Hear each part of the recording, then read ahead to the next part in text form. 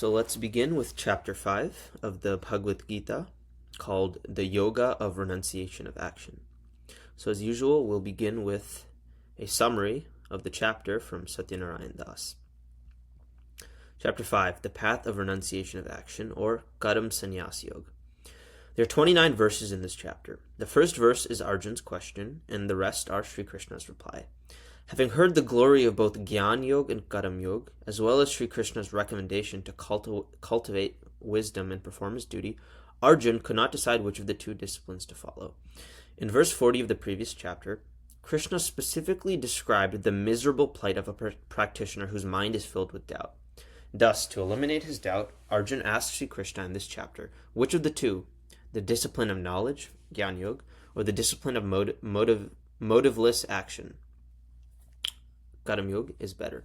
Krishna replies, both the renunciation of action and the yoga of selfless action lead to ultimate welfare. But of the two, the yoga of selfless action is superior. Meaning Krishna is saying Karam Yoga is superior to Gyan Yoga. Sri Krishna elaborates on this topic and then describes the discipline of meditation, which is called Dhyan Yoga. Shutting out all thoughts of external sense objects, fixing the gaze between the eyebrows, regulating the outgoing and incoming breaths flowing within the nostrils, the sage who has restrained his senses, mind and intellect, who is free from desire, fear, and anger, and who is dedicated to the attainment of liberation, is indeed ever liberated. This discipline is helpful both on the path of knowledge as well as the path of action, and also leads to supreme bliss. And so what's being said here is that the path of meditation is helpful both in the path of selfless action, Karam Yoga, and the path of knowledge, Gyan Yoga.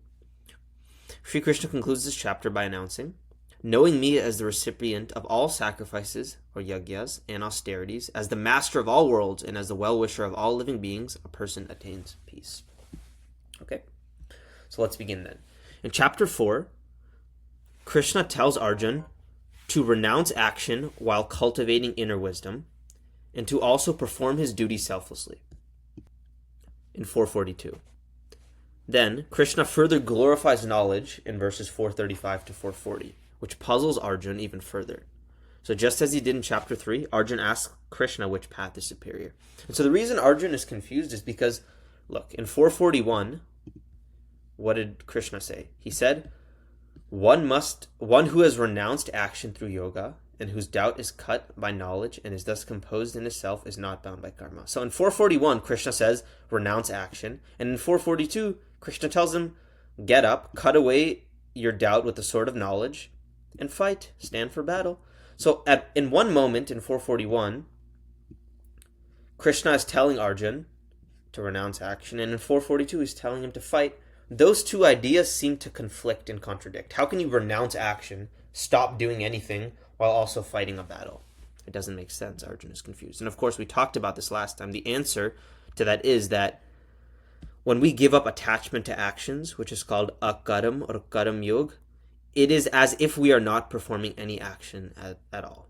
Abandoning attachment to the fruits of action, always satisfied and independent, even while acting, such a person does nothing at all. So Krishna has already answered the question, but Arjun is still confused. The reason you might understand it as the viewer is because we've made it very clear here in this series. But Arjun, this is happening in live time with him, right? It's happening on the battlefield. So much information is coming his way that he isn't really fully sure what to do. Krishna says, cultivate inner wisdom. Arjun thinks, well, cultivating inner wisdom by giving up action is Gyan Yoga, right? You become steady in knowledge, and with that you become a monk and meditate in the forest. And yet Krishna says, well, actually you should perform your duty selflessly by standing and fighting. Well, that sounds a lot like Karam Yoga, right? So how is it that in one instant Krishna is encouraging steadiness and knowledge and wisdom and renunciation of action in 441, and then a second later he's saying get up and fight? Arjun is confused. And so that brings us to chapter 5. Chapter 5, quick summary. Point 1. When we become established in Gyan or knowledge, we attain divine qualities, right? So what is the fruit? If we practice Krishna's path and we attain knowledge, what do we get in return, right? We get purity, peace, unlimited happiness, liberation or mukti, both in this life and when we die and we are not born again because we've attained liberation. We get compassion for all living beings. We get perfection. We become impartial and all suffering stops. We attain a state of Brahma Nirvanam, right? And so why do we attain these qualities when we become situated in Gyan? Well, these divine qualities belong to the Paramatma, which, by the way, is a form of Krishna dwelling in our hearts and overseeing or controlling the material world. And by dwelling in our hearts, what I mean is that Krishna, if you look at this image, you can see a man meditating here, and inside of him you have a little image of Vishnu in his heart. In the lion in the forest, well, the lion also has a little Vishnu in his heart. Every creature here has God present within their heart. And God is also present in the tree, in material nature, right? So Krishna, one of his forms is as the Paramatma, where he dwells in our hearts, just like he's dwelling in the hearts of all these animals in this forest. And he's also overseeing or controlling the world, right? He's here controlling the world. That's why he's depicted in this tree with all this light emanating from him. When we perform Karam Yoga and are established in knowledge and get all of these divine qualities, well, we become united with Krishna. Does that make sense? Divine qualities belong to Krishna because he dwells in our heart. When we perform Karam Yoga, we attain those divine qualities, and thus we become united with him.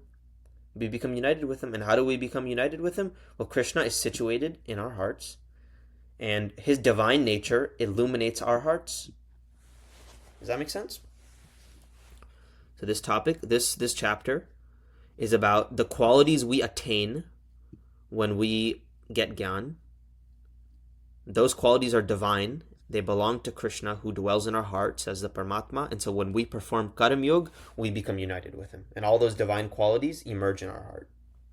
Okay. There's a couple of themes in this chapter that I don't have this little section here of thematic verses, but I wanted to do that here. In this chapter, there's 4 major themes. The first one is the spiritual harmony of all life. The divine essence, the spiritual essence of consciousness is found in all life. Right? Whether you're a man, a lion, a tiger, a peacock, a tree, all sentient life is divine. And so there's a harmony there, right? And I talked about this last time. That's why some of these ideas are very conducive to things like the environmental movement, to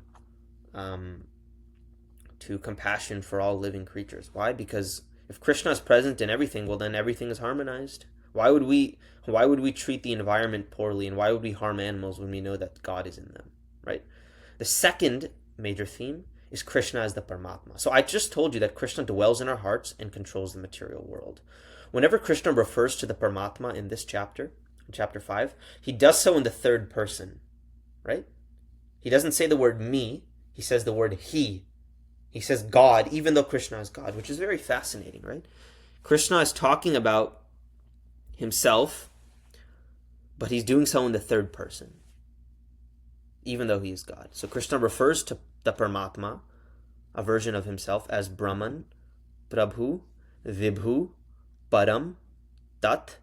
He says one who understands the Paramatma. Well, what happens to him? He becomes situated in the divine nature. He becomes Brahmani te stitaha, Brahmavid Brahmani stitaha, Brahma Yoga Yukta Atma. All of these terms in 519, 520, and 521 literally translate to one who is situated in the divine, right? If every action you do is selfless and a sacrifice to God, well, then you're fully aligned with God and you're literally situated in him. Does that make sense?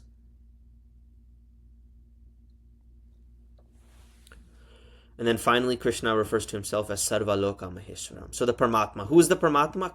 Paramatma is Krishna, who controls the universe and whose divine nature we too can participate in. Does that make sense? Krishna, as the third person, dwells in our hearts and oversees and controls the world. He's referred to by many names or epithets: Brahman, Prabhu, Vibhu, Param, Tat, etc. And so if we understand that he controls the universe and our actions are aligned with him, well, then we too can participate in his divine nature. And by participating in his divine nature, what I mean is we attain all of his divine qualities. We don't become God. We absolutely do not become God, because to say that would mean that bhakti or devotion cannot exist. If you become God, you can't have love towards God, right? That doesn't make sense. Even saying that sentence is a bit nonsensical. When I say we participate in God's divinity, what I mean is that we attain those qualities of purity, peace, happiness, which all of us are seeking in our lives. The third topic is the topic of Brahma Nirvanam. This is a subject that was actually mentioned in chapter 2, right? Because chapter 2 is called the Yoga of Analysis, or Sankhya Yoga, but it's also called a summary of the entire Gita, right? The very last thing that Krishna said in 272 was, if you act without a desire for results, you will attain peace in this lifetime and liberation from all suffering after death. Brahma Nirvanam. Right? And I said this. I said, the word nirvana refers here to the absence of all suffering. Krishna will use the word nirvana again 3 times in 524 to 526. Okay. However, the absence of suffering is merely a default colorless state. The word Brahma implies that this state of zero suffering is also full of bliss. Remember, I gave the analogy of if you're suffering, you're minus, you're unhealthy. If you've attained the state of nirvana, or the absence of suffering, it's like the number 0. You're not diseased, and then there's a state higher than that, a positive number, a state of actual good health, not just the absence of disease, but good health. Brahma Nirvanam. So you had suffering, Nirvanam, Brahma Nirvanam. Negative number, 0, positive number. Having a disease, being disease free, and not just being disease free, but now actually being healthy, being in a state of good health, right? So Krishna now, since we talked about Brahma Nirvanam earlier, he brings that topic up again a few times.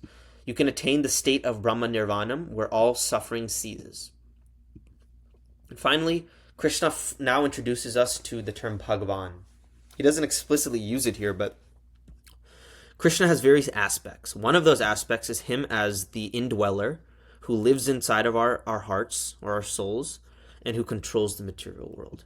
In a sense, this is impersonal, right? These are all the titles that Krishna uses are very formal for himself. Brahman, Prabhu, Vibhu, Param, Tat.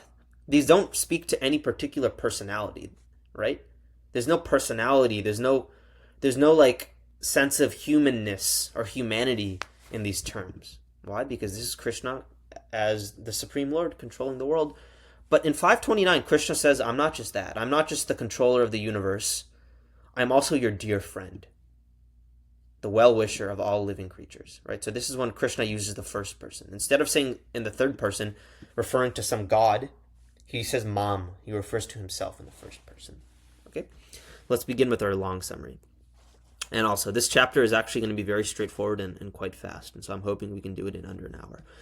In 5.1, Arjun asks whether Sankhya/Gyan Yoga or Karma Yoga is superior. Why did he ask this? Because in 441, Krishna tells Arjun to renounce action, and in 442, he tells him to stand up and fight. So Arjun is puzzled, and I said this at the beginning of the video. Arjun doesn't know what to do.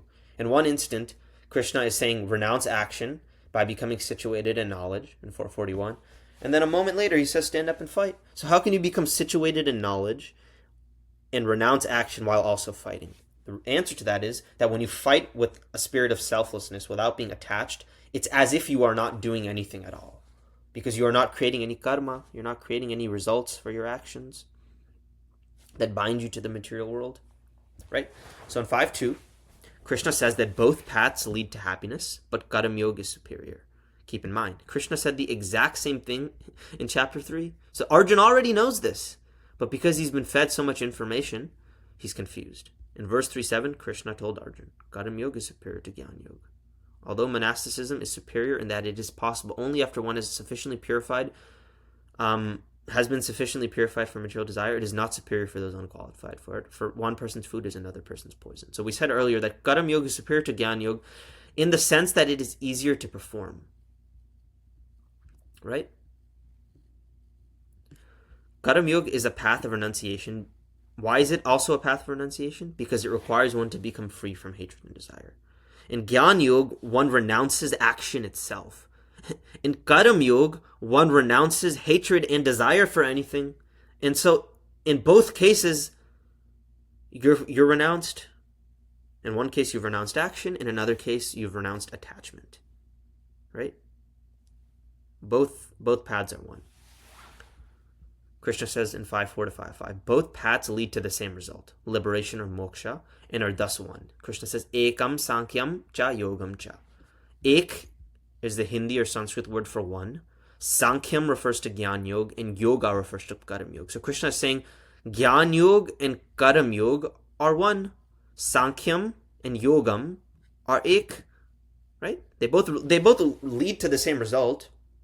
Whether you go to Harvard or the University of Alabama to study math, at the end of the day, both students get the same piece of paper. Right? They both get a diploma which says that they have a bachelor's of science in mathematics. Whether you do Sankhya Yoga, Gyan Yoga, or Karam Yoga, also referred to as Yoga, you attain the same result. Well, then why are there two paths? And why is Karam Yoga superior? Because Karam Yoga is easier, while Gyan Yoga is more difficult. It's very difficult to renounce the world and go and meditate in a forest, because in order to do that, you have to be very detached. Whereas if you perform Karam Yoga, you first become steady in detached action, and with that, you become purified with time. And as you become purified, you attain the same steadiness and knowledge that the Gyan Yogi already began with. And thus you both attain the same result. Right? That's why I brought these old schema back.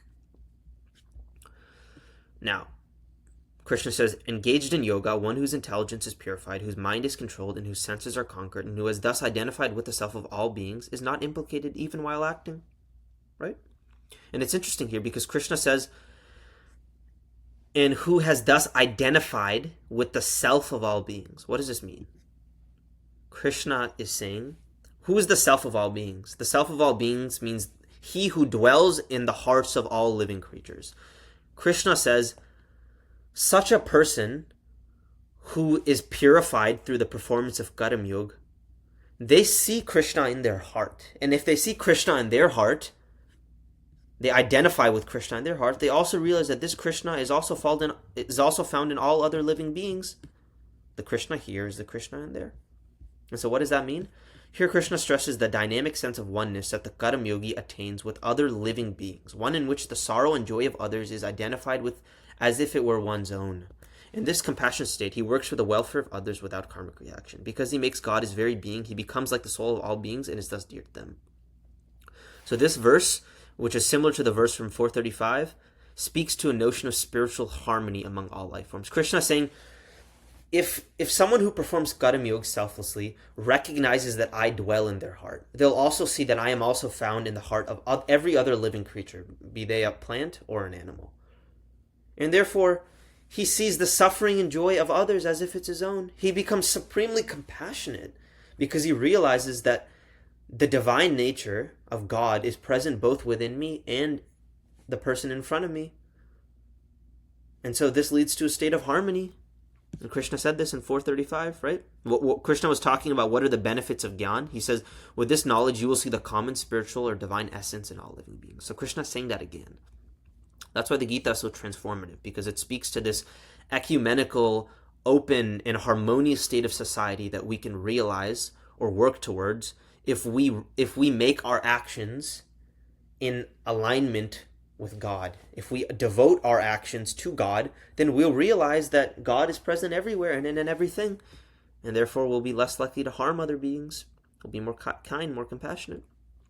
In 5.8 and 5.9, Krishna says, a person who is steadfast in yoga and knows things as they are should think, I am not doing anything, even while I am seeing, hearing, touching, smelling, eating, walking, sleeping, breathing, talking, evacuating, meaning using the restroom, accepting things and blinking my eyes. Rather, it is the senses alone that are acting in relation to the sense objects, right? How can one become selfless in their actions and devote their actions to God when at every moment it appears that they are seeing, hearing, touching, smelling, eating, walking, sleeping, breathing, talking, etc.? Krishna says, look, let's go back to this image. You're not doing any of those things. You are the Atma. You are a self. You're a soul. You're sitting at the back of the chariot. Your intelligence is like the person driving the chariot. The reins are like your mind, and your senses are the ones running the race. Like horses. All action is being done by the three modes of material nature, which are engaging with sense objects. Right? And Krishna said the same thing in 327 to 328. What did he say? He's reiterating these ideas because Arjuna is confused. He said, Ahankar vimur atma kurtaham iti manite guna guneshu vartanta. The self does not perform any action at all. One who thinks they are performing action has false ego, the notion that they are the doer of action. All action is indeed performed by the three modes of material nature. right? So Krishna is saying the same thing again. Anyone who is steadfast in yoga realizes that they're not actually doing anything. Everything is being done by the three modes of material nature. Consciousness is sitting at the back of the chariot and simply passively observing. Right? And so if you realize this, even while you perform action with your body, if you offer that action to God, which is what? Karam Yoga, right? What did we say Karam Yoga was? We said if you offer those actions to God selflessly, Karam Yoga becomes Bhakti Yoga, right? Didn't we say that? Karam Yoga is when we do selfless action, but when that selfless action becomes sacred as an offering to God with love, right here, it becomes a part of Bhakti Yoga, right? Selfless action done as an offering to God becomes Bhakti Yoga. That's why I've highlighted this in orange, because orange, according to our key, means Bhakti, right? And when those actions are devoted to God, we don't become tainted by any evil. We don't incur any karma. We don't reap any results of our actions, just as a lotus is untouched by water. If you've ever seen a lotus in this murky water, it rises above all of the dirt and grime inside of the pond, and it remains pure and it shines above everything. So even while in this material world and surrounded by all of these entanglements, if we realize that all of these things that are happening are not actually being performed by us, but rather by the three modes of material nature, and then we devote our actions to God, well, we remain pure, just as a lotus is untouched by water. We remain crystal clear, like this beautiful flower. Krishna says, mentally renouncing all actions, the embodied one, meaning the Atma, who has now taken on a body, happily resides with self-control in the city of 9 gates, neither acting nor causing action to be performed. So now Krishna compares the body to a city with 9 gates, right? The city of 9 gates here refers to the 2 eyes, so that's 2 things, right? 1, 2. 2 ears, that's 4. 2 nostrils, that's 6. Mouth, anus, and genitals, so that's 9. So the body has 9 openings. The city of 9 gates is the body with its 2 eyes, 2 ears, 2 nostrils, mouth, anus, and genital, through which a person becomes implicated in the world of sense objects. These are all the ways in which our senses engage with the world, right? We taste things, we smell things, we hear things, we see things, right? Residing happily in the city means to reside there without attachment. One who does so is self-controlled and indifferent to the actions of the body without any sense of identity with it. Such a person neither acts nor causes others or his own body to act other than in the service of God. So this is an image generated with ChatGPT. Your left eye is like a gate, your right eye is like a gate, your left and right ears are like gates. That's why there's this little image of like a little tunnel. Your left and right nostrils are like gates. Your mouth is like a gate, and then, so that's 7, and then your anus and genitals are like gates. They're literally openings, right? Your nose, your nostrils are opening, your ears are openings, your eyes are openings, your mouth opens, and then everything in this image opens. So literally, this is a very nice metaphor. Your body is like a city of 9 gates, and when you don't become attached to your sense objects, you can live happily within this city. Right? Krishna's comparing the body to a city. When you live in a city, does the city belong to you? No. You're a resident of the city, which means is you don't trash the city. You respect the city. You treat it well. Similarly, when you make all of your actions a service or offering to God, it's like you're treating your body with the due respect that it deserves. Now, I said that Krishna refers to the Paramatma, which is just another term for God who dwells in our hearts and oversees the material world, with many different epithets in the third person. He refers to it as Brahman, Prabhu, Vibhu, Param, Tat, etc. Right? And so we're getting to that section now. Krishna says, God does not create our desire to act, our actions themselves, nor the results. All actions are performed by the 3 modes of material nature in conjunction with our conditioned nature. Right? So what Krishna is saying is, look, we all have free will. When you perform an action and I'm asking you to offer it to me, I'm not creating your desire to act. I'm not telling you what to do, and I'm not responsible for the results. Those all belong to the 3 modes of material nature. And why do we act in certain ways? Well, Krishna told us in chapter 3, one of the reasons was kam, right? Desire. Desire is what drives action. Right? We act because of our desire, which is shaped by our conditioned nature. And what conditioned nature really means is we all have a swabhav. Swabhav means our tendencies, right? We all have a certain temperament, personality, certain things we're good at, certain things we're not good at, certain things we like, certain things we dislike. That is shaped by nurture and nature, right? It's shaped by nature, meaning it's programmed into us to a certain extent. It's also shaped by nurture, the environment we've grown up in. And so our desire to act in a certain way, to perform certain actions, which of course creates certain results, is not caused by Krishna or God. It's caused by our own conditioned nature, which is shaped by the qualities we have today and our actions from past birth. So for example, if someone is really musically talented, according to the philosophy that is espoused in the Gita, that talent didn't just spontaneously emerge.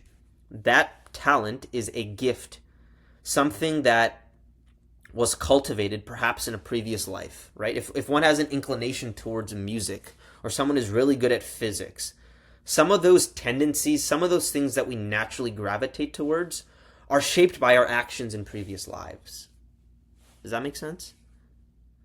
And the reason for that is because every action we do creates a reaction or a result. And we can experience that reaction or result either in this life or in a next lifetime, right? So if I harmed someone in a previous life, and let's say I stole their car, in this life, if someone steals my car, there's a good chance that that is a reaction to a misdeed I did in the past. So similarly, if I have a inclination or passion or tendency for something, there's an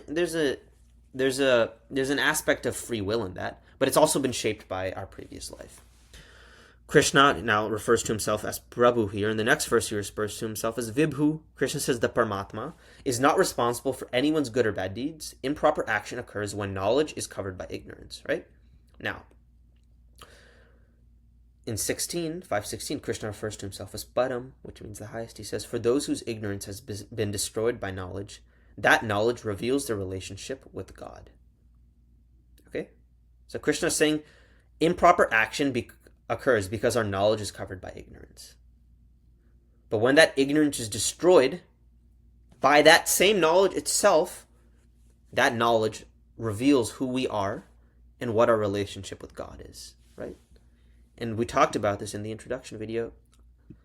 In verses 10:10 and 10:11, we haven't gotten to chapter 10, by the way, but I told you in the introduction, I told you a 4-verse summary of the Gita. I said there's a Chatur Shloki Gita, right? In verse 4:10, Krishna said, to those who are constantly devoted to serving me with love, I give the understanding by which they can come to me. To show them special mercy, I, dwelling in their hearts, destroy with the shining lamp of knowledge the darkness born of ignorance. And so this is a bit of a chicken-egg situation, right? Krishna, on the one hand, is saying, for those who are devoted to me, I destroy their ignorance with the shining lamp of knowledge. And then in chapter 5, well, Krishna is saying, for those whose for those whose ignorance has been destroyed by knowledge, I reveal myself to them. So which of those happens first? Does Krishna destroy our ignorance with the shining lamp of knowledge because we're devoted to him? Or by pursuing and cultivating knowledge, is our ignorance destroyed such that our relationship with God becomes open and reveals itself? It's a good question. The answer is that it's a mix of both. We have to have an eagerness to cultivate knowledge. And when we have that sincere attitude that we want to know the truth, Krishna comes in our hearts and removes the ignorance, right? So we have to show sincerity and a desire to pursue knowledge. And when we as long as we meet that basic quality of being sincere, Krishna will make up for our shortcomings, and he will give us the strength to destroy our ignorance with a shining lamp of knowledge, right? So Krishna so far has referred to himself as Prabhu, Vibhu, and Param, which are all third-person terms used to refer to the Paramatma, the form of Krishna who dwells in our hearts and controls the world.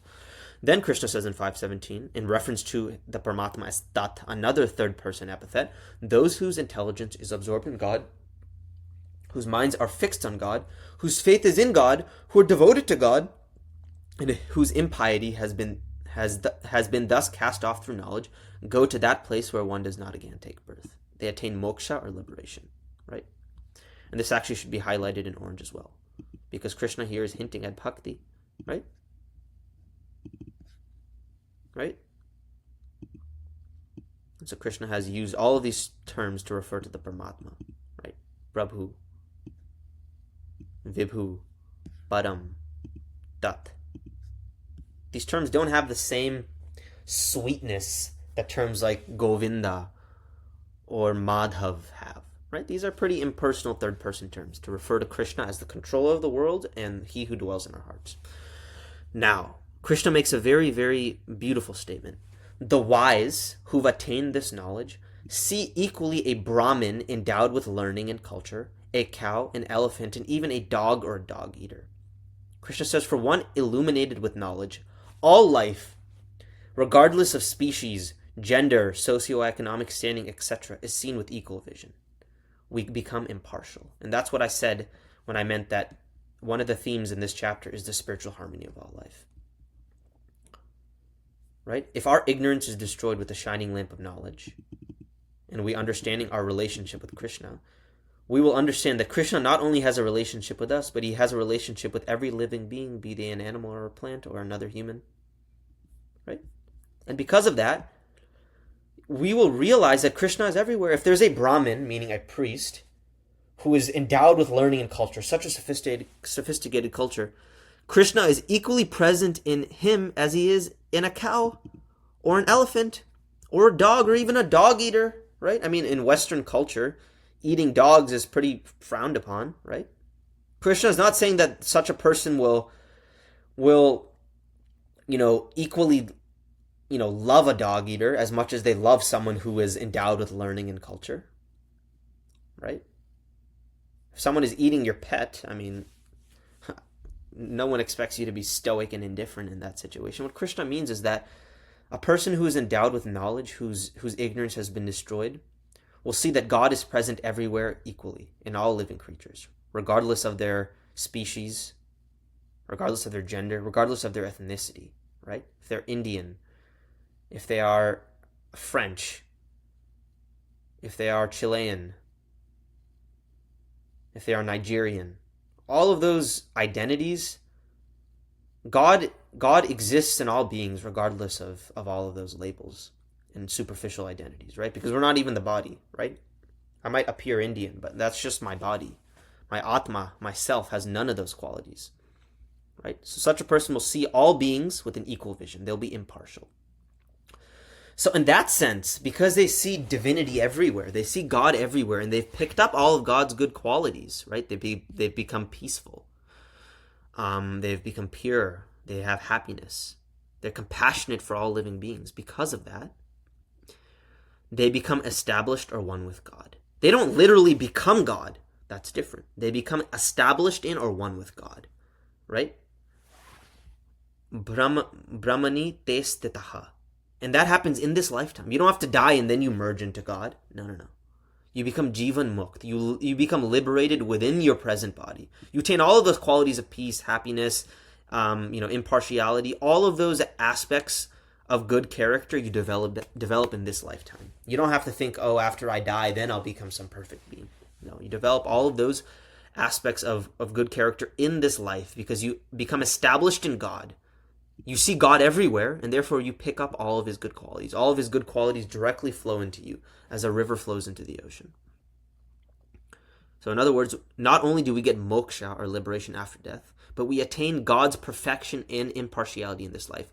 We become one with God by gaining his divine qualities. And again, I highlighted this term in blue. And all these blue highlights, by the way, mean these third-person epithets for Krishna. Prabhu, Vibhu, Param, Tat, Brahm. Brahm again. One who knows the Absolute, who is established in the Absolute, meaning in God, and who's fixed in intelligence, does not rejoice on attaining something pleasant or become repulsed on attaining something unpleasant. They become Brahmavid, Brahmani stitaha, right? Krishna said the same thing in verses 248 and 250. What is yoga?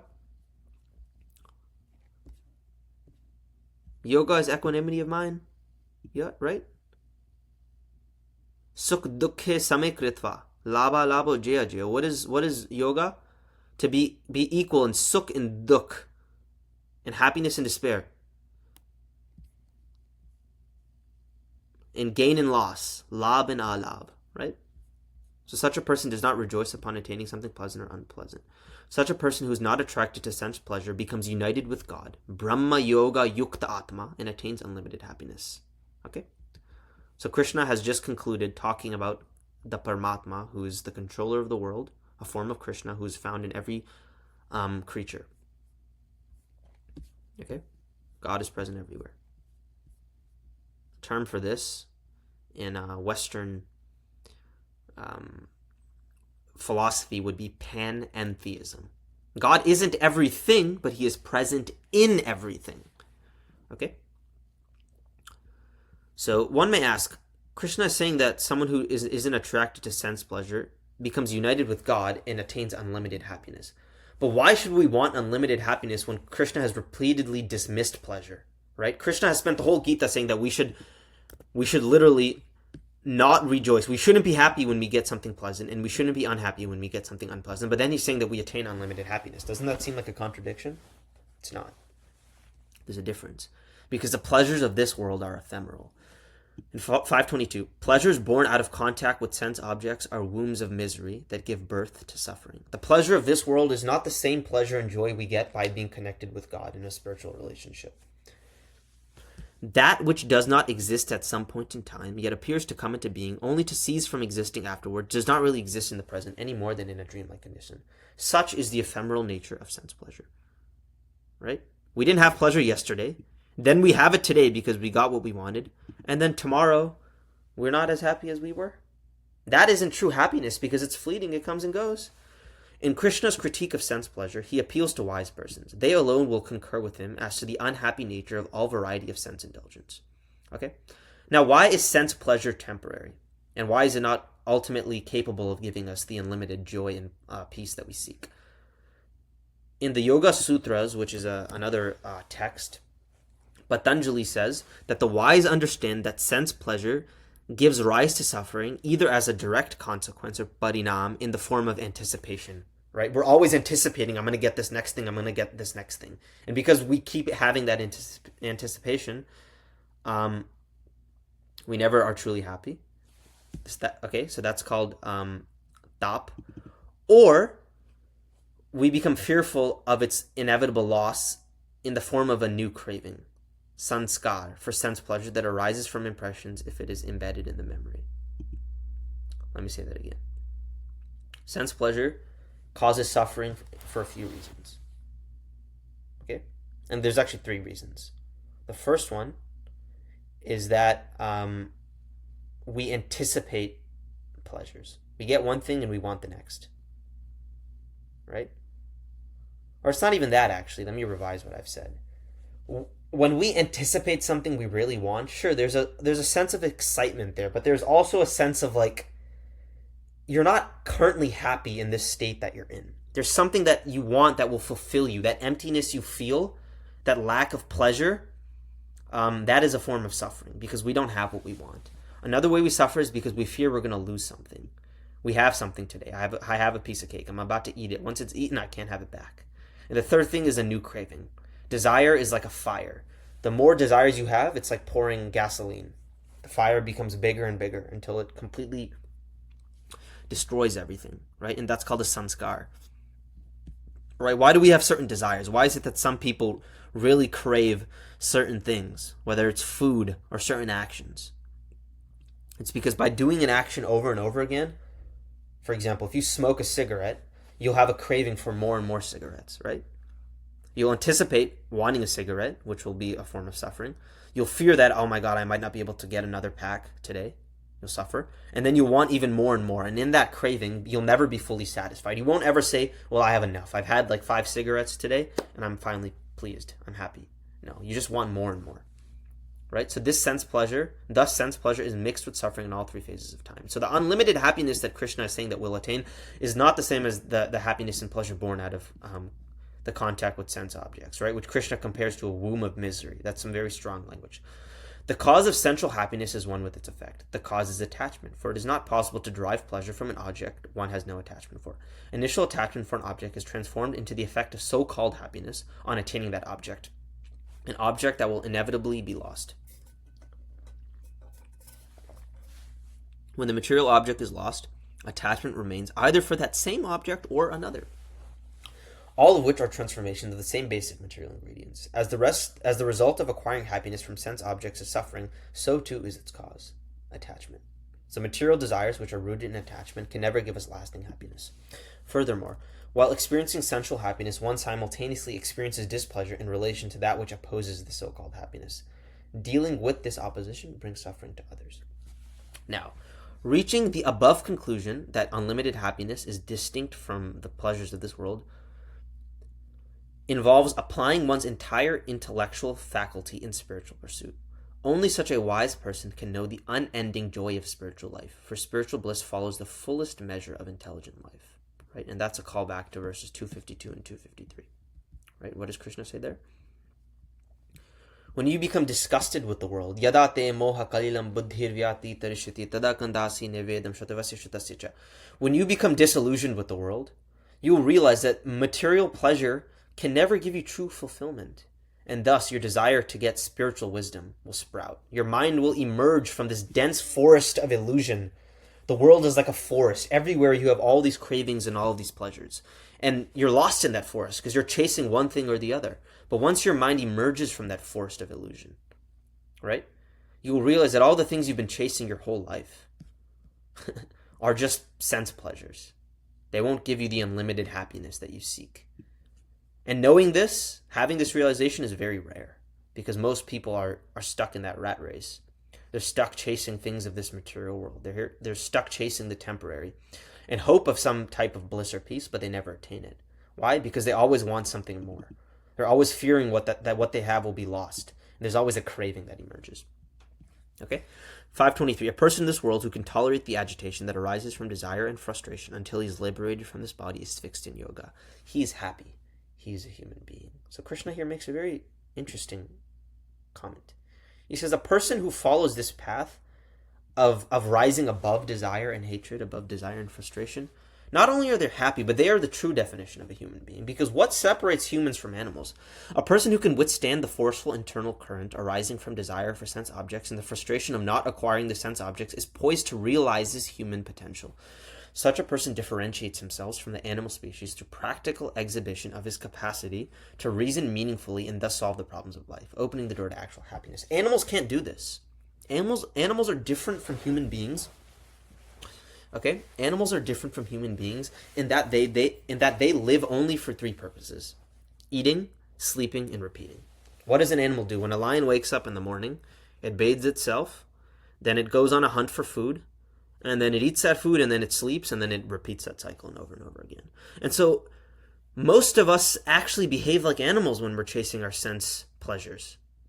To be a true human means to have that discernment, right? That's Sankhya in chapter 2, that the body is different than the self, that material pleasure is different from eternal pleasure, and to rise above those base instincts to get pleasure from food or the fulfillment of our material desires, right? That is what makes us truly human.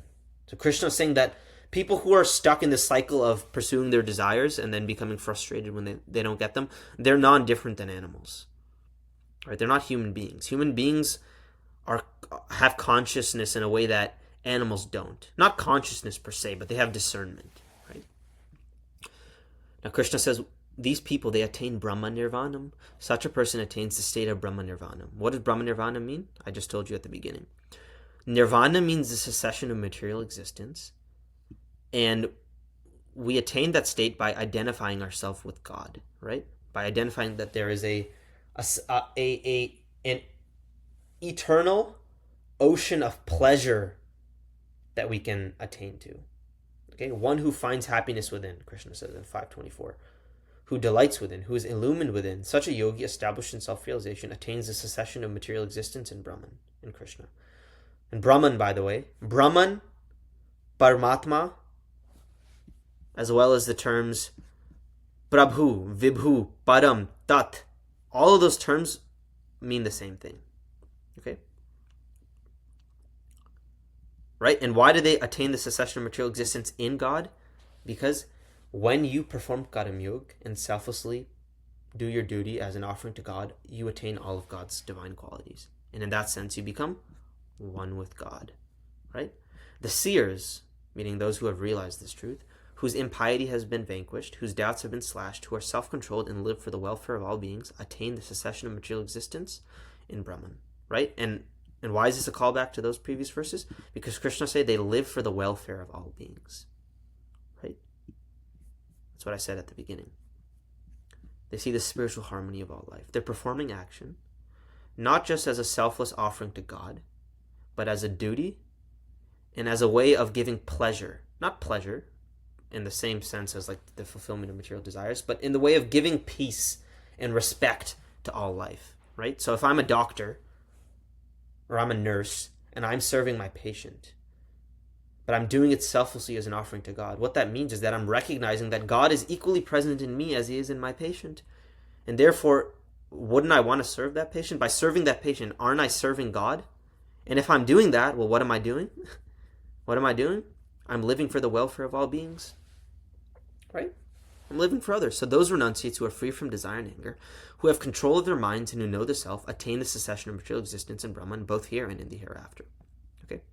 So Krishna has just told us all about how Paramatma is present in divine actions. Prabhu, Vibhu, Param, Tat. Right? We attain a state of Brahman Nirvanam. And now Krishna gets a little ahead of himself. He starts hinting at the next chapter. The next chapter, chapter 6, is called Dhyana Yoga, or the Yoga of Meditation. So Krishna begins to describe the path of meditation in verses 5, 27, and 28, which he will further develop in chapter 6. Okay? So he says, shutting out external objects, external sense objects, and fixing the eyesight between the two eyebrows, equalizing the incoming and outgoing breaths that move through the nostrils. This is called pranayam, if you guys are familiar with yoga. Restraining the senses, mind, and intelligence, and dedicating oneself to liberation or mukti. He from whom desire, fear, and anger have departed is forever liberated. So in the next chapter, Krishna is going to describe the path of meditation, or Dhyana Yoga, literally like a couple of verses from now, as soon as chapter 6 starts. And so Krishna starts hinting at that. Okay? And Dhyana Yoga, by the way, is not a separate path entirely, right? We've said that the main two paths are Karma Yoga and Jnana Yoga. And then on top of that, there's Bhakti Yoga. Bhakti Yoga is like Karma Yoga, when it is done as an offering to God, becomes one aspect of Bhakti Yoga. And then I also told you in the introductory video the following. There are three paths to God. Selfless action, Karma Yoga.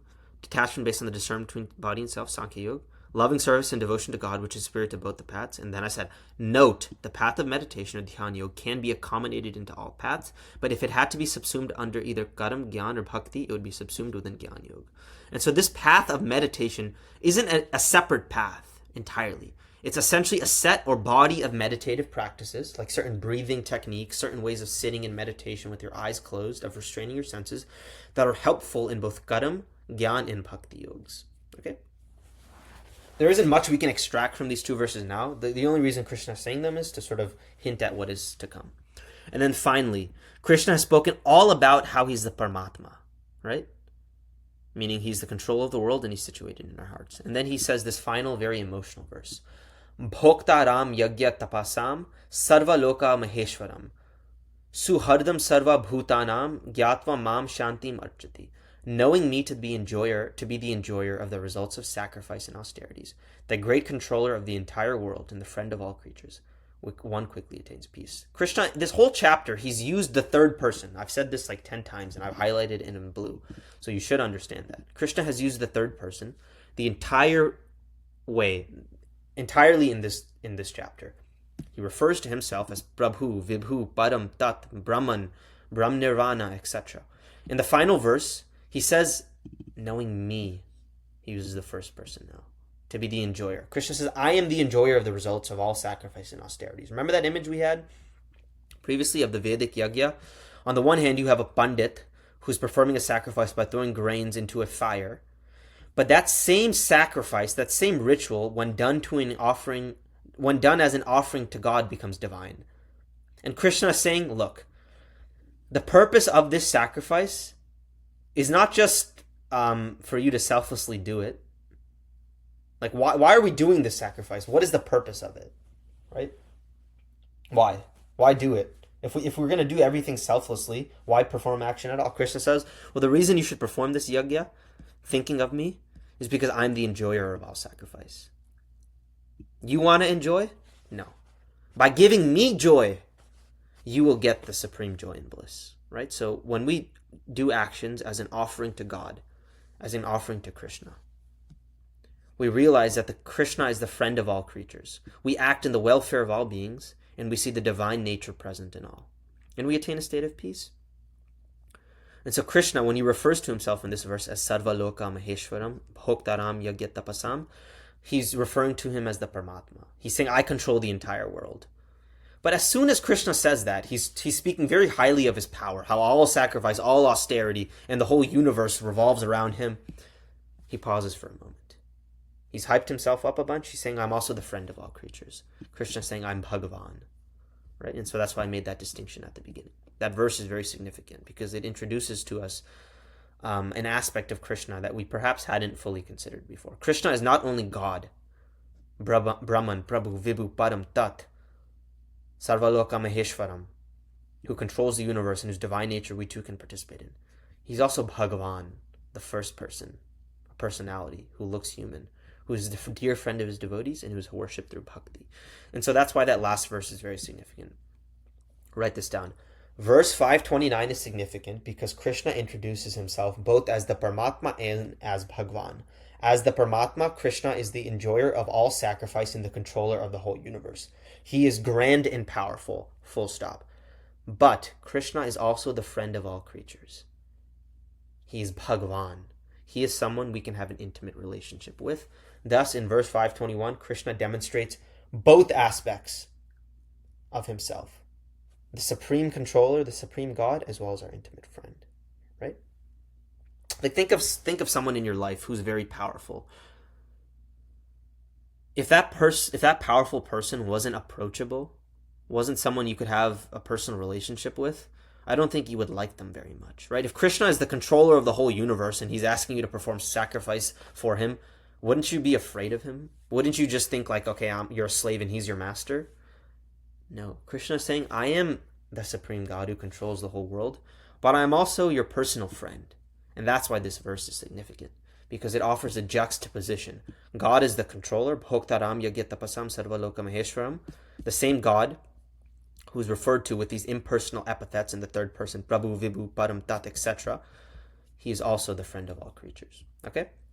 Let's quickly turn to the chapter. We have such a good understanding now, we don't need to cover this chapter in much depth, but we will. Chapter 1, or verse 1, Arjun says, O Krishna, on the one hand you advocate renunciation of action, which is Gyan Yoga, and on the other hand you advocate Karam Yoga. Tell me with certainty which of these two is better. Krishna says, both renunciation of action, Karam Yoga, both renunciation of action, which is Gyan Yoga or Sankhya Yoga, and selfless action, which is called Karam Yoga, lead to ultimate happiness. However, of the two, selfless action is better than the renunciation of action. Why? A person who is free from both hatred and desire is already renounced. Being indifferent to dualities, he's easily freed from bondage and attains liberation, right? Renunciation is not only that you don't perform action, it also means that you are not attached to any particular desire or to hating anything as well, right? So even one who is free from prejudices is renounced even while acting. Here Krishna explains how the Karam Yogi himself is already a renouncer of action and thus a candidate for liberation, even while apparently acting, right? And didn't we say that? We literally said that. We said that in chapter 4 when Krishna explained the difference between Vikaram, Karam, and Akaram. Karam is Karam Yoga. Abandoning attachment to the fruits of action, always satisfied and independent, even while acting, such a person does nothing at all. So a Karam Yogi is already a renouncer of action and a candidate for liberation, even while apparently acting. Verse 4, childish persons, not the learned, declare that contemplative life, meaning life as a monk in the forest, as a Gyan Yogi, and selfless action are separate. One who practices either of these correctly achieves the same result. Okay?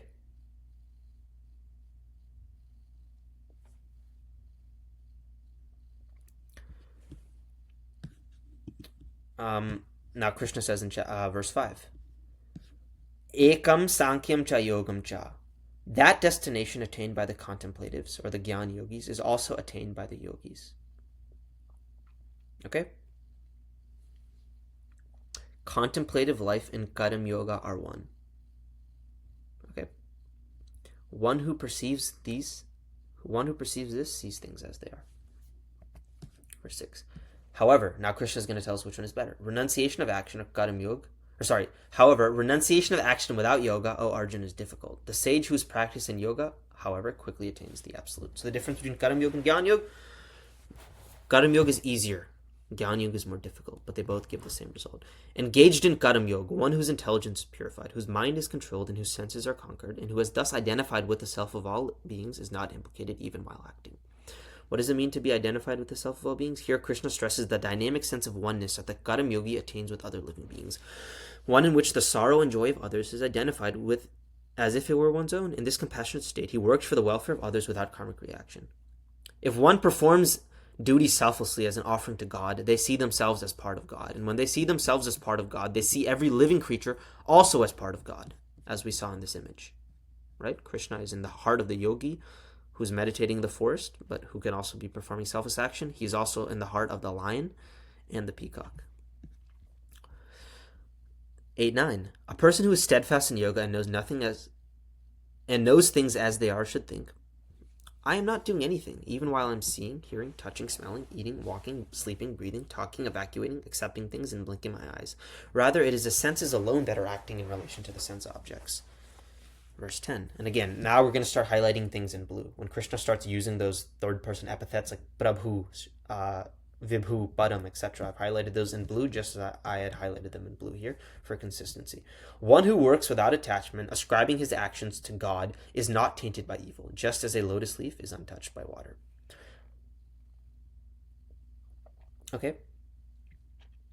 And by the way, what this also means is, the other significance is, not only is action done as an offering to God, but when that action is done as an offering to God, it's as if God is compelling us to act. Right? If everything we do is in alignment with God, well, we're being driven by the divine will of God. Right? So God, in a sense, is acting through us because everything we're doing in alignment with Him is. So if I'm helping someone, if I'm helping a patient as a doctor, it's as if God is helping him. Not that I'm God. I should never have that notion. But what it means is that when I'm performing actions selflessly as an offering to God, it's as if God is acting through me. His goodwill, His love is flowing through me as a service to humanity. Karma yogis act with the body, mind, intellect, and even senses, solely for the purpose of purification, having renounced attachment. Krishna told us the same thing in chapter 3. He was talking about, well, when someone attains knowledge through Karma Yoga, why do they continue to perform action in this world? Right? Those who are detached continue to perform Karma Yoga even when they can't, in order to set an example for others, right? So Janak, the father of Sita, attained perfection through Karma Yoga and continued to perform it so that he could rule his kingdom righteously and serve his people nobly. And so someone who's already detached continues to perform action for the purpose of purifying themselves and purifying the world. 5:12. A person disciplined in Karma Yoga, having renounced the fruit of action, attains lasting peace. A person who does not practice Karma Yoga remains attached to the fruit of work and is entangled by his actions, right? Krishna is telling us all the benefits of performing Karma Yoga now, right? We talked about this. We just did purity in 5:10. He's like a lotus. Now they're peaceful, right? 5:10. He's not tainted by evil. He's as pure as a lotus. Then we're going to go to lasting peace, 5:12. Said that right here. That's right, by the way. I didn't come up with this genius summary spontaneously. This is very methodically thought out by referring directly to the text, right? And it's in chronological order. They become pure, they become peaceful. Mentally renouncing all actions, the embodied one happily resides with self-control in the city of 9 gates, neither acting nor causing action to be performed. Krishna compares here the body to a city of 9 gates, with 2 eyes, 2 ears, 2 nostrils, mouth, anus, and genitals, through which a person becomes implicated in the world of sense objects. Residing happily in the city means to reside there without attachment. He is self-controlled and indifferent to the actions of the body without any sense of identity with it. Such a person neither acts nor causes others or his own body to act other than in the service of God. In 14, Krishna refers to himself as Prabhu, that epithet. The Lord creates neither a person's agency of action nor his actions, nor the result. All is done by a person's conditioned nature. All actions are performed by the guns, the 3 modes of material nature, sattva, rajas, tamas. The word na or not is used 3 times here for emphasizing that God is not directly responsible for the agency of action, our actions or their results. However, the self-controlled yogi is God's instrument, and thus as the actions of material nature characterized by ignorance are not ascribed to God, neither are they to be ascribed to his servant who does his bidding in the world. Right? In 15, Krishna now refers to himself as Vibhu in the third person. The omniscient God does not accept responsibility for anyone's good or evil deeds. Beings are deluded because their knowledge is covered by ignorance. Right? Well, for those whose ignorance of the self has been destroyed by the shining lamp of knowledge, that same knowledge reveals, like the shining sun, the nature of their relationship with God. This is very significant, right? When our ignorance is destroyed with knowledge, with the help of Krishna, because we have sincerity, we begin to understand our position, who we are in relationship to God. And what is that? We are God's servants. Krishna has been speaking about God himself, the Lord, referred to as Prabhu and Vibhu in verses 14 and 50 respectively. In consideration of this, Padam in this verse and the Tad in verse 17 can be understood to refer to him as well, rather than the individual soul. So here he uses the word Padam. In verse 17, those whose intelligence is absorbed in God, whose minds are fixed on God, whose faith is in God, and who are devoted to God, and whose impiety has been thus cast off through knowledge, go to that place where one does not again take birth. They attain liberation. Here the word Tat repeated throughout this verse refers to God, who has been referred to in the previous verses in this section as Prabhu, Vibhu, and Padam. 18. What are the results of this? If you're in knowledge and you see God's divine nature everywhere, the wise see equally a Brahmin endowed with learning and nature, a cow, an elephant, and even a dog or dog eater. Here the cow, elephant, dog are mentioned to show that distinctions of species are not made by the sage of equal vision, right? It's not, a good person is not going to treat humans well and then go kick a dog, right? Which, they won't kick a dog, but then they'll go and eat the flesh of an animal, right? Which is, think about that. In our culture, hurting animals is considered animal abuse, right? That makes complete sense. But when we eat the flesh of a different animal, you can't eat a dog in American culture, but eating a chicken is allowed, right? Somehow that makes us ethical, right? Krishna is saying that a learned person sees all life equally. He is free from prejudice and relates to everyone in light of their spiritual reality, beyond the three constituents of the material nature. Someone of equal vision sees God present in every living creature. Of course, that means God is present in plants too, and we need to eat something to survive. Plants don't feel pain, as far as the scientific literature tells us today. And eating plants certainly causes less suffering than eating animals. And so even from a utilitarian perspective, it would make sense to eat plants over animals, right? Which, of course, is what vegans are in favor of. In verse 19, even here in this world, those whose minds are established in impartiality conquer rebirth. As the Absolute is faultless and impartial, they too become established in the Absolute. Right? Krishna is saying,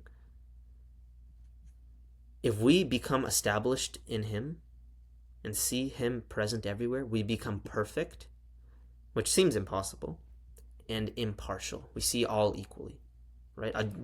The duty of a judge is to judge the person in front of him or her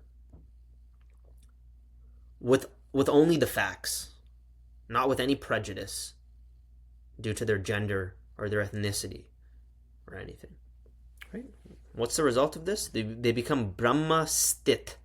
They become established in the self. Brahmavid Brahmani sthitaha. Okay, what does sthit mean? It means to be established. One who knows the Absolute, who's established in the Absolute, and who's fixed in intelligence, does not rejoice on attaining something pleasure or pleasant, or becoming repulsed on attaining something unpleasant. They become Brahma Yoga Yuktatma, one whose mind is not attracted to sense pleasure, who finds joy in the self, and whose self is united with God in yoga, attains unlimited happiness. Didn't we say that? Unlimited happiness. 523. My apologies. 521. Krishna says it in 523 as well, so that's why I mentioned it in 3 places, right? Certainly, pleasures born of sensual contact are nothing but wombs of misery. Since they have a beginning and end, the wise do not rejoice in them. Krishna compares suffering to a womb of misery. A womb, right? Yoni. Why? Because the pleasures born out of contact with the sense objects give birth to suffering. They are ephemeral, right? Why? Because they either give suffering as a direct consequence, like we're directly harmed, we anticipate something, so we want more, or we have this craving or fear of it being lost. Okay? So in all 3 phases of time, we always want more. We're always fearing that we'll lose what we have, and therefore material pleasures are not the same as the unlimited happiness that Krishna is talking about. Reaching the above conclusion, that spiritual happiness and material happiness are different and that spiritual happiness is superior, involves applying one's entire intellectual faculty in a spiritual pursuit. Only such a wise person can know the unending joy of spiritual life, for spiritual bliss follows the fullest measure of intelligent life. Krishna is saying this knowledge is the rarest of the rare. Very few people will actually have an interest in this. Most people will be stuck in the rat race, not in the sense of like pursuing a 9-to-5 job, right? As that's what it means in social media or on the internet. That's not what I mean by rat race. In rat race, what I mean is trying to find joy in the material world, when in reality, the joy that the world offers is temporary. 523. A person in this world who can tolerate the agitation that arises from desire and frustration until he is liberated from the body is fixed in yoga. He is happy, right? That's why I said happy is 523. He is a human being. Such a person differentiates himself from the animal species through practical exhibition of his capacity to reason meaningfully and thus solve the problems of life, opening the door to actual happiness. What are the results? In 524 to 526, the person attains a state of Brahma Nirvana. That's why I've highlighted this in green three times. One who finds happiness within, who delights within, who is illumined within. Such a yogi established in self-realization attains the cessation of material existence, Brahman. Here the word Brahma Nirvana refers to cessation of material existence arising from identifying oneself with God, as opposed to the Buddhist conception of Nirvana, which does not acknowledge the eternal existence of consciousness. The Buddhists believe that after we die, we cease to exist. This conception is different because it's Brahma Nirvana. It's not Nirvana. Nirvana is suffering stops when we cease to exist. Brahma Nirvana is not only does suffering stop, but we attain a state of unlimited happiness by experiencing the divine. So then again, that's where that analogy of negative number, numbers are a positive number. Diseased, non-diseased, healthy, right? Suffering, non-suffering, bliss. Brahma Nirvana is not just the absence of suffering, but also the positive presence of bliss, right? The seers whose impiety has been vanquished, whose doubts have been slashed, who are self-controlled and who live for the welfare of all beings, attain the cessation of material existence in Brahman. Those renunciates who are free from desire and anger, who have control of their minds and who know the self, attain the cessation of material existence in Brahman, both here and in the hereafter. Here's the significance. Krishna says they don't just attain this after they die. They become free of suffering and they attain eternal bliss in this life. You don't have to wait until you die. You can get that here. Next, in 527 and 528, Krishna introduces us to the techniques of meditation or dhyan that are common to all types of yoga and are sometimes employed in the advanced practices of Karam and Gyan Yoga in particular. Krishna is beginning to hint at the next chapter, which is the yoga of meditation. He says, shutting out external sense objects and fixing the eyesight between the two eyebrows, equalizing the incoming and outgoing breaths, then move through the nostrils, restraining the senses, mind, and intelligence, and dedicating oneself to liberation. He from whom desire, fear, and anger have departed is forever liberated. Those situated in inner renunciation, either as monks or through the practice of Karam Yoga, practice meditation. Okay? The yogi must learn to expel from the mind thoughts of contact with sense objects in the name of pleasure. Fixing the eyesight between the eyebrows, like this, helps him to inhibit random thought, as eye movement often accompanies thought. So Krishna is saying you close your eyes and you pretend that you're looking at the bridge of your nose, right? This is one aspect of meditation, which Krishna will expand on in chapter 6. When you do that, usually your eyes are wandering around. Now your eyes are closed, and not only are they closed and looking forward, but now they're looking at the bridge of your nose. So the chance of you getting distracted by any material object has been reduced, right? Does that make sense? So Krishna is hinting at different meditative practices. And just to pause here really quickly, not to get ahead of myself, but there are a lot of people who believe that yoga is exactly this. When you tell most people about yoga, they think about meditative practices, breathing techniques, certain postures, and certain movements that you make with the body, right? That's the Western concept of yoga. But we've learned in the Gita thus far, in the first 5 chapters, that that's not the case. There's Sankhya Yoga, the yoga of knowledge, Karam Yoga, the path of selfless action, as well as Bhakti Yoga, which transcends both. Krishna here is essentially accommodating or assimilating all of the other meditative practices that exist in the world, which some of which are described in the Yoga Sutras, in order to say that those have valid aspects in them that we can adopt, right? Sitting down in silence and trying to focus or practicing certain breathing exercises is helpful. No one's going to deny that. That's why Krishna devoted an entire chapter to it, chapter 6. Right? And the reason for that is, and you should write this down,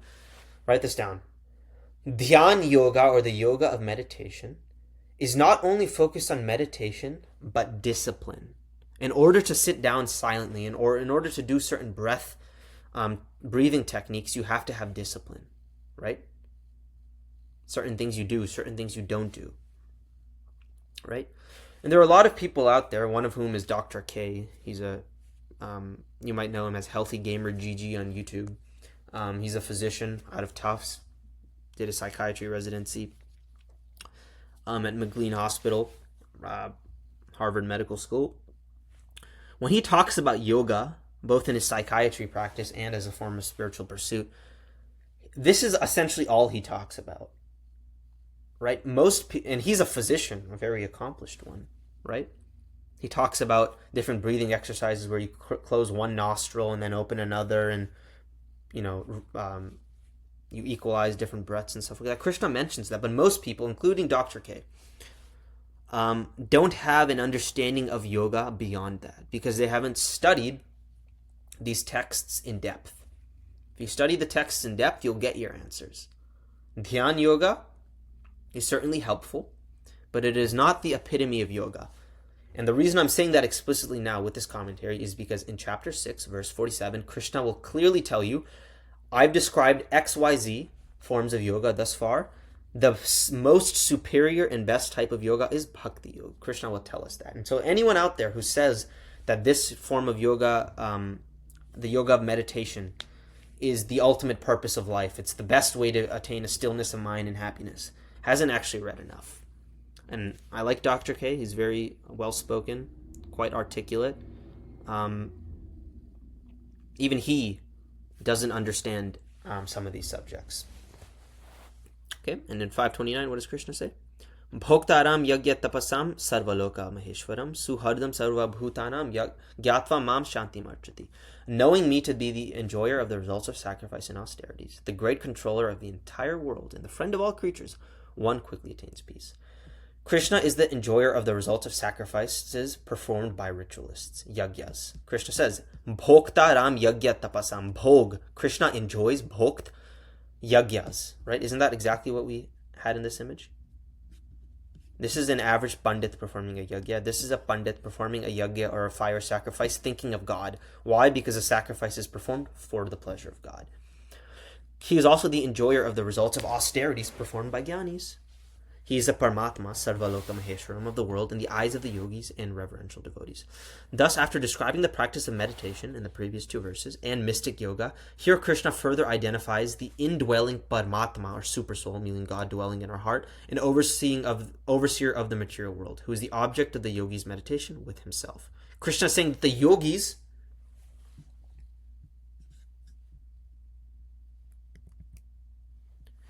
Krishna says that the yogis who sit down in meditation, either in a forest or through practicing meditative techniques,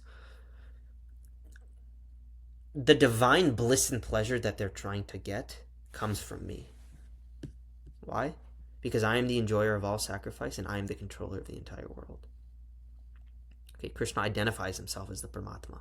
He does that in the first half, but then he switches.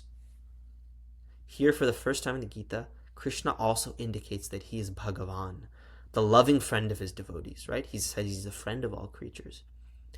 And that the Karam yogi whose appropriately God-centered yoga turns to loving devotion will attain him. To know him, to know Krishna as one's dear friend, is to be in a better position than to approach him for material gain, liberation, or even dutiful devotion. For the results of all of these and more are easily attained by one who becomes the intimate friend of the one who owns and controls all, the rightful enjoyer of all sacrifice and austerity, God himself. We are not the rightful enjoyers of anything. That's why Krishna encourages selfless action, nor the controllers of anything, much less the entire world. However, we can be on intimate terms with the one who is. What then could be lacking for us? And so, I said this earlier, the significance of 529 is that Krishna says he is both Paramatma, the controller of the world who dwells in our hearts, Bhoktaram Yagitapasam Sarvaloka Maheshwaram, one who enjoys all sacrifice and austerities, but he is also Suhardam Sarva Bhutanam, he's the friend of all creatures. Okay, so as a summary of chapter 5 is about two things. One, when we become established in knowledge, we attain divine spiritual qualities: purity, peace, unlimited happiness, liberation, compassion for all living beings, perfection, impartiality, and cessation of all suffering, or Brahma Nirvana. These divine qualities belong to the Paramatma, a form of Krishna dwelling in our hearts and overseeing or controlling the material world. When we perform Karam Yoga, we become united with Krishna by becoming situated in his divine nature and allowing him to illuminate our hearts. Four themes. 1. Spiritual harmony of all life. Krishna is found in every living creature, be it an ant or a crocodile or a tiger or a human monk. He's found everywhere. So Krishna says that Karam Yoga thus is not only selfless action performed as an offering to God, but it is also action performed for the welfare of all beings, right? Because it is divinely inspired. Because God is present in all living beings. Second, Krishna identifies an aspect of himself. Krishna controls the world, and his divine nature is something that we can participate in as well. Krishna refers to himself with these third-person epithets as Brahman, Prabhu, Vibhu, Param, Tat, etc. Krishna then says that we can attain a state of Brahma Nirvana, in which all suffering ceases and we attain bliss. Finally, in verse 529, he not only refers to himself as Sarva Loka Maheshwaram, but as Suhardam Sarva Bhutanam, the first person. He says, I am the dear friend of my devotees. Chapter began with Krishna being asked whether Sankhya or Karma Yoga is superior. Krishna said that both lead to happiness, but Karma Yoga is superior. Jnana Yoga is more difficult. Krishna says that a wise person realizes that they're not performing any action. Thus they remain pure and untouched by anything, just as a lotus remains untouched by water. Krishna says that they remain happy in their body, which is like a city of 9 gates. Krishna then refers to himself in the third person as Prabhu, Vibhu, Param, Tat, saying that one who is absorbed in him, whose ignorance has been destroyed by the shining lamp of knowledge, can experience his divine nature as the Paramatma, as the Prabhu, Vibhu, Param, Tat, Brahm. They become sthit, or stable, or still, or situated within God. They become Brahma Yoga Yukta Atma. Yukt means to yoke, like a chariot in the Rig Veda was yoked to or connected with a horse. That is the etymological meaning of the word yoga. So to be Brahma Yoga Yukta Atma means to literally be united with God, just as a chariot is united to horses. But not what horses are we not going to be united to? We're not going to be united to the material horses. We're going to be united to God. Okay.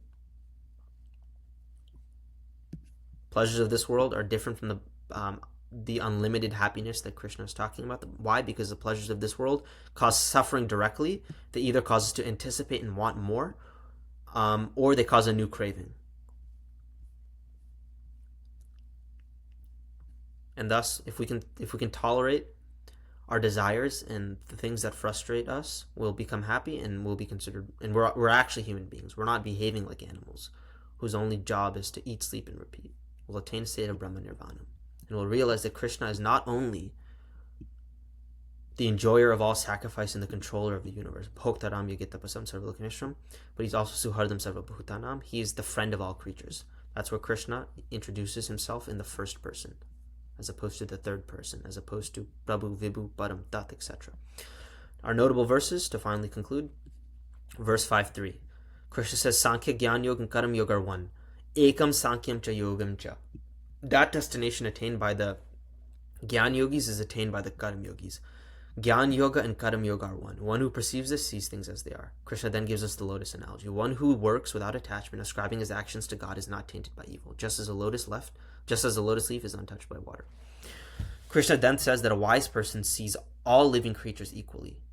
The wise see equally a Brahmin endowed with learning and culture, a dog, a cow, an elephant, and even a dog or dog eater. And finally, in 529, the verse I've repeated multiple times because, if anything, this is the only one you should remember. Krishna says he's both the Paramatma, controller of the world and the enjoyer of all sacrifices, and Bhagavan, the personal friend whom the devotees worship with love. Bhoktaram yagya tapasam sarva loka maheshwaram suhardam sarva bhutanam gyatva mam shanti marchati.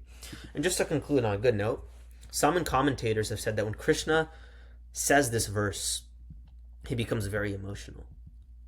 A tear emerges in his eye, because he feels such compassion and love and friendship with all living creatures out there.